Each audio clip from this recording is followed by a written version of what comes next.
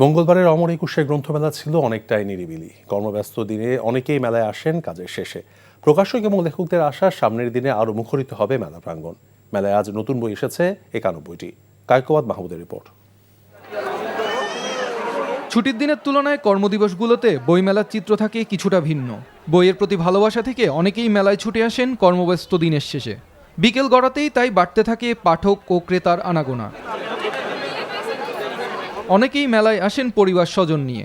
পরবর্তী প্রজন্মের মাঝে বইয়ের প্রতি ভালোবাসা ছড়িয়ে দিতেই তাদের এই প্রচেষ্টা। নতুন বই কেনার জন্য উদ্দেশ্যে বাচ্চাদের নিয়ে আসা আর কি। মেলা অনেক ভালো লাগছে আজকে। আমাদের বই মেলায় এসে ভালো লাগছে। আমরা অনেক বই কিনেছি, তাই না?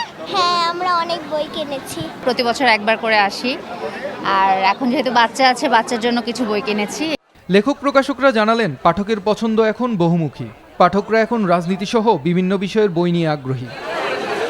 এবারের বইমেলার সবচেয়ে আলোচিত দিক হচ্ছে তরুণ প্রজন্মের অংশগ্রহণ। বর্তমান তরুণ প্রজন্ম আসলে আপনার ক্লাসিক সাহিত্যের দিকে আবার ঝুঁকেছে। উপন্যাস, গল্প এগুলো তারা পড়ার দিকে ঝুঁকেছে। পাঠকরা বইয়ের প্রতি যথেষ্ট আগ্রহ আছে। আমি ব্যক্তিগতভাবে লেখালেখির সাথে সম্পৃক্ত। আমি বিশেষ করে ক্ষুদ্র জাতিসত্তার উপর কাজ করি। আমার এই বইগুলিতে নজরুলের জেল জীবনের কথাগুলো ফুটে তুলে ধরা হয়েছে। এদিকে বইমেলার 10ম দিনে সব্যসাচী প্রকাশনের স্টলের সংঘটিত ঘটনাকে অনভিপ্রেত উল্লেখ করে এটির তদন্তে 7 সদস্যের কমিটি গঠন করেছে Bangla Academy. Kaykobad Mahmud, NTV news, Dhaka.